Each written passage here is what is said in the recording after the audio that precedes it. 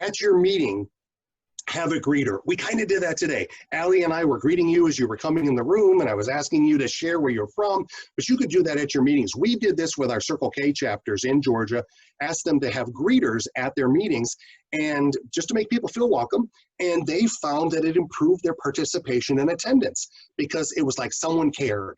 Someone cared that I was here tonight.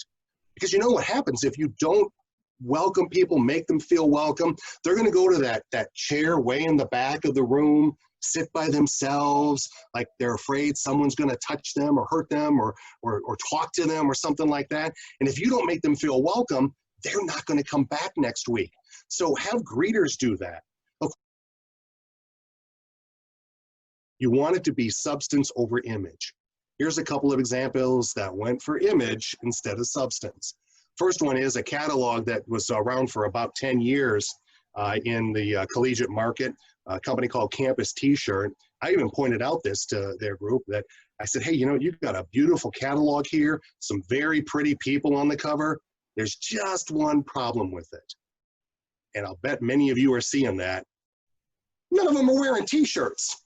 Yeah, and so that's not a good look. Even the guy all the way down there on the end leaning in with a smile, he might be naked. I don't know. He's so far back there, I can't really tell. So this again, you're using image to try to sell something. Why not show your product? Put these people in some T-shirts if that's who you want to be in your picture. But you got, you know, the guys are not even wearing shirts at all. So let's be smart about this and think about that when you're doing things and trying to sell your organization. Here's another one that struck me. I fly a lot on Delta Airlines because that's based here in Atlanta. And I got on the airplane one time and I'm looking through my Sky magazine, and you can see here I ripped the page out. This is the group of best doctors in New York. And they've got a picture of one of those doctors here. And he looks like a good doctor. I mean, look at him. He's holding a chart. He's wearing a lab coat with his name on it. It says MD. He's wearing green scrubs there. That's a good looking doctor. I'll bet he's a really good doctor. There's just one problem in my mind. That's his specialty. You see it there in the lower left-hand corner? Hair transplantation. And he's bald. That's again, that is image over substance. Don't be like that with your organizations. Show what you really are about and tell what you're really about and be honest about that. You can sell some sizzle, but at least be in the ballpark. Anybody ever have a situation where members miss a lot of meetings? Yeah, that's usually one of the biggest problems that we have in clubs and organizations. Not even because they have conflicts like I discussed before, they just miss meetings. Here's what I suggest. Call them or even send a handwritten note. Who even does that anymore? Not an email, not a text. Call them, not a direct instant message on Facebook. Let them know they were missed. If you have intercampus mail, you could use that or somehow get it to them because nobody does that. This is why I say old school is the new school. This can be very effective. 2 of my best state leaders were saved as members when they were freshmen by their club president. They were all at a women's college here in Metro Atlanta, and their president, Jennifer, would send a handwritten note through intercampus mail to everybody who missed the meeting every week. Hey, were you missed? We'd like to see you next week.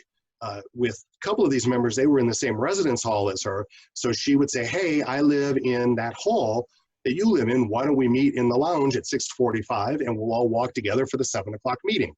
Well, one particular week, 2 of the members who got those notes were Carol and Rebecca. And they did come down and they met Jennifer in the lounge and they all walked to the meeting together and they got talking and they found out that they all love sushi. I'm not a big fan, but I'll eat it at times. They love sushi. They're always trying to get me to eat it.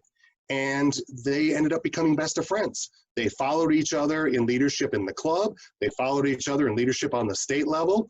They were each other's bridesmaids or maids of honors. They still get together with their kids and their husbands now some 20 years later, just because Jennifer took the time to write a note. And the thing is, Carol and Rebecca didn't know anybody else got those notes. Lots of people did, but they knew that they got one. That can have a big impact on your retention. So find ways that you can go outside of the box. And even if it's old school, that's okay because nobody else is doing it. I want to share with you my 5 hours of retention.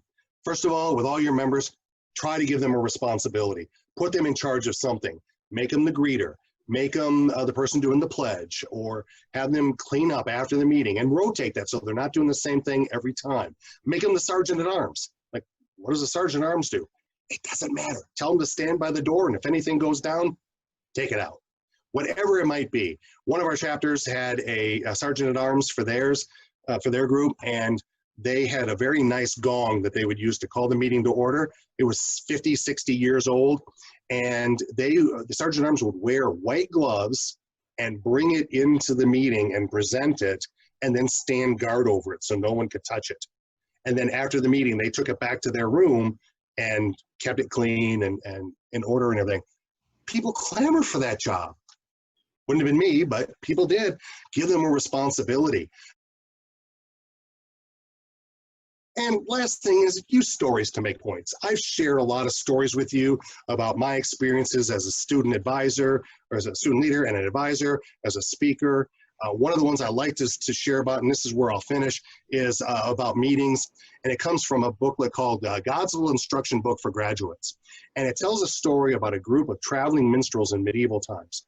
They're going around the country doing their programs, their presentations, their acts, and they're not doing too well. The weather's horrible, the economy's bad, nobody's really coming out to see their show, and they're getting really frustrated. And so frustrated to the point that they all wanted to quit. And the leader of the group came to them and said, no, don't think like that. It's not the fault of the people who come that others don't. In fact, tomorrow night is our last show of the tour. Let's go out and do the best job we possibly can. And they got excited about that, and so they said, yeah, let's go do it. So they went out and they sang and they danced and they juggled and they did skits and they played music, and it was their best show ever, even though it wasn't a very big audience. They were backstage and they weren't high-fiving. They didn't high-five back in those days, but they were doing whatever. And they were all so pumped. But then the leader of the group came in and he was crying. And they looked at him and said, why are you crying? That was our best performance ever. He had a note in his hand. He opened it up and he said, your performance was amazing. Your talent is beyond compare. I was completely moved. Signed, your king.